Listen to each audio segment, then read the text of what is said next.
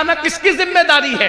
اس نئے گھر میں سامان پہنچانا کس کی ذمہ داری ہے؟ بھائی بچپنے سے جس نے پالا ہے اسی کی تو ذمہ داری ہے۔ تو حضور علیہ السلام نے نہ داماد کو دیا نہ بیٹی کو دیا، وہ داماد ہی نہیں تھا، وہ چچا صاحب بھائی بھی تھا۔ جب رسول اللہ نے دیکھا کہ میرے بھائی کا کوئی گھر نہیں ہے تو بھائی کے لیے گھر کا بھی انتظام کیا، اور گھر میں کوئی سامان نہیں ہے تو بھائی کا گھر بسانے کے لیے سامان کا بھی انتظام کیا۔ لوگوں نے اس کو غلطی سے سمجھ لیا کہ داماد کو نہیں دیا بھائی، وہ اپنے بھائی کو دیا، اور اگر تم بھائی کو دیتے ہو تو ہم تمہاری پیشانی چومنے کے لیے تیار۔ پکڑ کے پوچھ لیا، او منافق، میری امت کی بیٹیاں مرتد ہو رہی تھی تیری ناجائز رسومات کی بنیاد پہ، تو کیا کر رہا تھا؟ اللہ، کیا جواب دو گے؟ یہ میری مائیں اور بہنیں بیٹھی ہیں، یہ بھی رشتے ڈھونڈنے نکلتی ہیں میری مائیں اور بہنیں، تو یہ لالچ میں سرتا پر ڈوب جاتی ہے، یہ بیٹے کی شادی کرنے نہیں، یہ اپنے بیٹوں کو بیچنے نکلتی ہے۔ کبھی بچیوں کے ایمان کا سوچا؟ ارے میری بہن، اگر تیرے شوہر نے بھی تیرے ساتھ یہی کیا ہوتا تو بتا، کیا تو اتنی عزت کے ساتھ رہ سک؟ کیا دولت ہی سب ہے، مال ہی سب ہے؟ ایک بات کہوں، تم اگر جہیز نہیں لوگے صرف کسی کا ایمان بچانے کی نیت سے، تو پتا ہے جہیز میں تمہیں کیا ملے گا؟ رسول اللہ کی دعائیں اور ان کی خوشی ملے گی۔ واہ واہ واہ، سبحان اگر اللہ۔ سمدھی نے تمہیں جہیز دیا، چند سالوں کے بعد وہ ٹوٹ پھوٹ جائے گا۔ سسر نے تمہیں جہیز دیا، ساس نے چند سالوں کے بعد ٹوٹ، اور حضور نے ایمان بچانے کی بنیاد پر صرف تجھے ایک بار دیکھ کے مسکرا لیا، قیامت تک کہ تیری نسلوں کی تقدیر سمجھ جائے گی۔ بے شک بے شک بے شک۔ اب آپ پر ہے مسلمانوں، تم جہیز لیتے ہو یا جہیز نہیں لیتے؟ اگر وہ سامنے والے دینا بھی چاہے تو ان کو کہو ہم نہیں لیں گے، ہم جہیز کا بائیکاٹ کریں۔ کچھ لوگ ہمارے سامنے بھی کھڑے ہوئے، بھائی دیکھو بھائی، میں ایک بات کہتا ہوں، آپ کو گالیاں دینا ہمیں دے لو، ہم تو اپنا مطالعہ ایک مشورہ پیش کر رہے ہیں۔ کچھ لوگ کہتے ہیں نہیں جہیز سنت ہے۔ میں حضرت مفتی اسماعیل صاحب، مفتی جلیس اور بھی مفتیان کرام ہیں، ان کے سامنے 2 منٹ کا ایک مطالعہ پیش کرنا چاہتا ہوں۔ اگر غلطی ہوگی تو میں یہی رجوع کر لوں گا۔ ہم لوگ ضدی لوگ نہیں ہیں، ہم امام احمد رضا کی فکر کے وارث، فکر رضا ہماری ہے، ٹھیک ہے نا؟ ضدی لوگ، ہمارے یہاں یہ ہے کہ غلطی ہو جائے تو رجوع کر لو۔ کیوں؟ کیونکہ آر نار سے بہتر ہے۔ لوگ ہمیں یہی تانا دیں گے نا کہ رجوع کر لیا، ٹھیک ہے بھئی، ہم تو رجوع والے لوگ، توبہ والے لوگ، اور توبہ اللہ کی بارگاہ میں محبوب ہے۔ حضور نے سیدہ پاک کو جہیز نہیں دیا، یہ میں آج آپ کے سامنے بات کر رہا ہوں۔ حضور نے سیدہ فاطمہ الزہرا پاک کو جہیز نہیں دیا۔ میں نے کئی جگہ پیش کیا علماء کے سامنے، لیکن علماء نے میری تائید ہی کی، ابھی تک کسی نے اختلاف نہیں کیا۔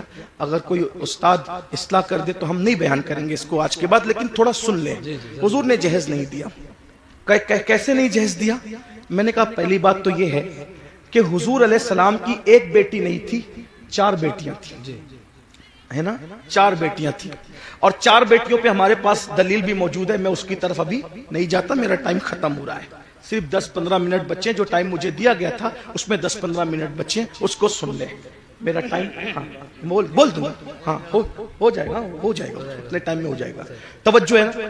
عرض کروں نا، حضور کی کتنی بیٹیاں تھیں؟ 4 بیٹیاں تھیں۔ اس کو میں اشارہ کر دیتا ہوں، آپ اس کو سن لیں۔ قرآن کہتا ہے، قرآن کہتا ہے اپنے محبوب سے، اللہ اپنے محبوب سے کہتے ہیں، اللہ تعالیٰ ارشاد فرماتا ہے کہ اے محبوب آپ فرما دیجئے، اے محبوب آپ فرما دیجئے، قل آپ فرما دیجئے، کیا فرما دیجئے؟ کیا فرما دیجئے؟ لے ازواجی کا، اللہ فرماتا ہے قل لے ازواجی کا و بناتی کا اور وَنِسَاءِ الْمُؤْمِنِينَ، 3 طبقے کو نبی خطاب کر رہے ہیں اللہ کے حکم سے۔ قُلْ لِأَزْوَاجِكَ وَبَنَاتِكَ وَنِسَاءِ الْمُؤْمِنِينَ، آپ کہیے اپنی بیویوں سے اور اپنی بیٹیوں سے اور مومنوں کی عورتوں سے۔ تو یہ بناتی کا جو ہے نا، یہ بناتی کا، کیونکہ عربی زبان کا حسن یہ ہے کہ ہر زبان میں واحد اور جمع ہے، بات ختم۔ عربی میں واحد تثنیہ، جمع قلت، جمع کثرت، ہے نا یہ تفصیل۔ تو قرآن کیا کہہ رہا ہے؟ وہ بناتی کا، تثنیہ کے ساتھ نہیں ہے، کس کے ساتھ ہے؟ جمع کے ساتھ۔ تو اگر تسنیے کے ساتھ بھی ہوتا تو دو بیٹی ماننی پڑتی, اور اگر ایک بیٹی ہوتی تو بنتی کا کہا جاتا, بناتی کا نہیں کہا جاتا, ہے نا, بناتی. قرآن اگر بناتی کا کہہ رہا ہے تو ماننا پڑے گا کہ کم سے کم نبی کی 3 بیٹیاں تھیں, کم سے کم. اور ہم تو الحمدللہ 4 بیٹیاں مانتے ہیں, اس پہ دلیل رکھتے ہیں. لیکن اب یہاں سنیے, یہ کوئی عنوان مناظرے کا چھیڑنے نہیں ہے, میں کوئی مناظر نہیں ہوں, لیکن بات کہنے لگا. اور میں بات جو کہہ رہا ہوں ان علماء کی موجودگی میں کہہ رہا ہوں, انہیں حق ہے. اور میں تو کہتا ہوں کہ علماء کو یہ حق ہونا چاہیے, اگر کوئی خطیب کوئی شاعر غلطی کرے تو وہ اس کو چٹھی دے کر یہ کان میں اس کی اصلاح کر سکے اور اس کو قبول کرنا چاہیے. یہی ہمارے دادا مرشد حضور مفتی اعظمین کا طریقہ تھا. سبحان اللہ, سبحان اللہ. اسٹیج پہ بھی لڑنے کی ضرورت نہیں, کیونکہ لوگ ہمیں دیکھتے. کان میں جو بات کہنی چاہیے اس کو کان میں کہنا چاہیے, جس کو میدان میں کہنا چاہیے اس کو میدان میں کہنا چاہیے, ہے نا. بہرحال تو حضور کی کتنی شہزادیاں ہیں, کتنی ہیں؟ اب اگر آپ یہ کہتے ہیں کہ حضور نے سیدہ فاطمۃ الزہرا کو جہیز دیا, سنی اگر کہتا ہے تو اس کو یہ بھی ثابت کرنا پڑے گا کہ سیدہ زینب بنت محمد کو بھی دیا, ام کلثوم بنت محمد کو بھی دیا صلی اللہ علیہ وسلم, رقیہ بنت محمد کو بھی دیا صلی اللہ علیہ وسلم. بھئی جب 4 شہزادیاں ہیں تو ایک ہی کو جہیز کیوں دیا؟ ایک بات, ٹھیک بات سمجھ میں آئی؟ جو نبی یہ کہے کہ اگر ایک کھجور اپنے بچوں میں تقسیم کرنا ہو تو برابر برابر تقسیم کرو, ورنہ اللہ کو قیامت میں جواب دینا پڑے گا. جب نبی کھجور کی تقسیم میں برابری کر رہے ہیں تو جہیز کے اندر دینے میں حضور برابری کیوں نہ کریں گے؟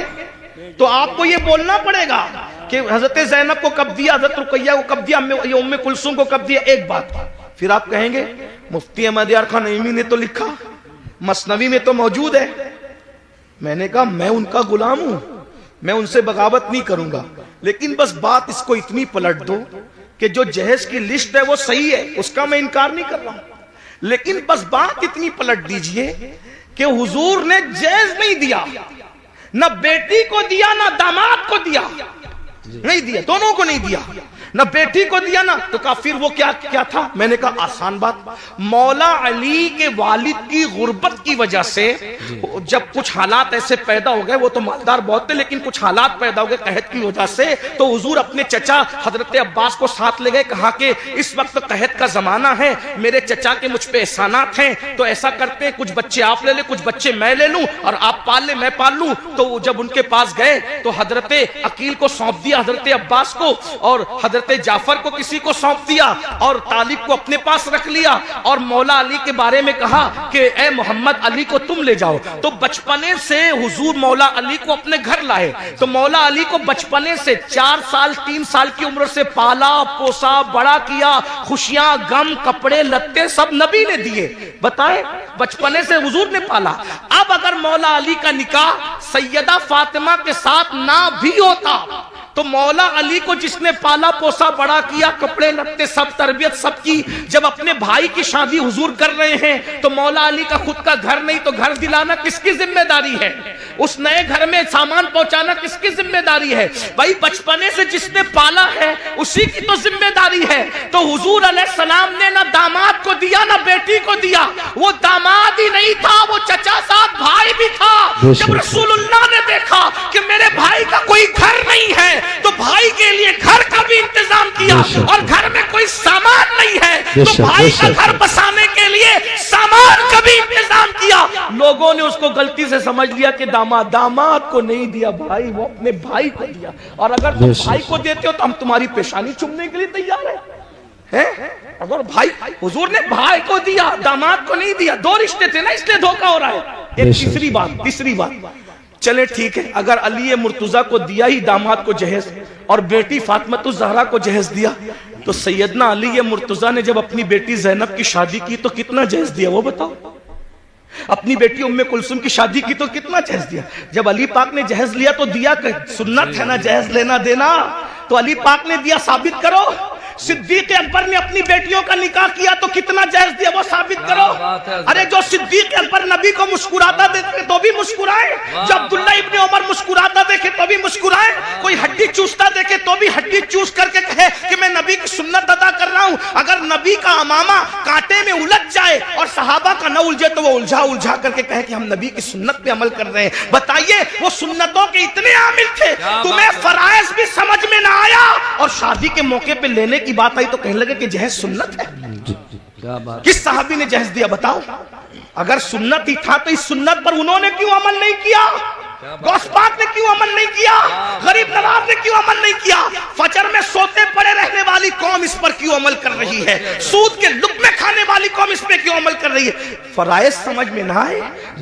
جس نماز کے بارے میں کہا میری آنکھوں کی ٹھنڈک ہے وہ سمجھ میں نہ آیا اور یہ سنت سمجھ میں آ گئی. اس لیے میری عرض یہ ہے یہ جہیز کی رسم کو ختم کرنا ہوگا. ختم کرو، عہد کرو، ورنہ بیٹیاں اسی طرح ارتداد کی دہلیز پر کچلی جاتی رہے گی، احتجاج کی دہلیز پر کچلی جاتی رہے گی. میری گزارش ہے اس لیے اپنے بچوں کو مرتد ہونے سے بچانا ہے.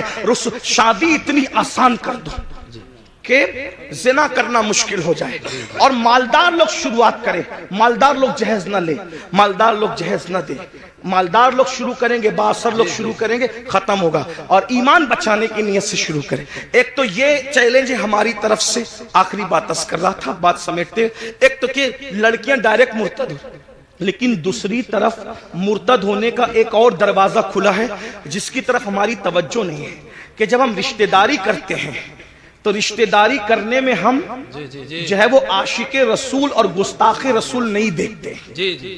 تو چونکہ جو نبی کا گستاخ ہے، چاہے گستاخی داڑھی والا کرے چاہے گستاخی بغیر داڑھی والا کرے، کوئی نبی کی گستاخی کرے تو وہ مرتد ہے. کوئی گستاخی، نبی کی توہین، جو توہین کرے اس کے نام کے ساتھ کوئی ٹائٹل ہو یا نہ ہو، نبی کی گستاخی کیا ہے؟ بھئی آپ یہ کہیں کہ انہیں دیوار کے پیچھے کی خبر نہیں تھی، یہ گستاخی ہے. اس لیے کہ قرآن کہے وَعَلَّمَكَ مَا لَمْ تَكُنْ تَعْلَمْ وَكَانَ فَضْلُ اللَّهِ عَلَيْكَ عَظِيمًا. اے محبوب ہم نے آپ کو وہ سب کچھ سکھا دیا جو آپ نہیں جانتے تھے. اللہ کہہ رہا ہے سب کچھ سکھا دیا اور ملا کہہ رہا ہے کہ دیوار کے پیچھے کی خبر نہیں. یہ نبی کو گالی ہوئی کہ نہیں ہوئی؟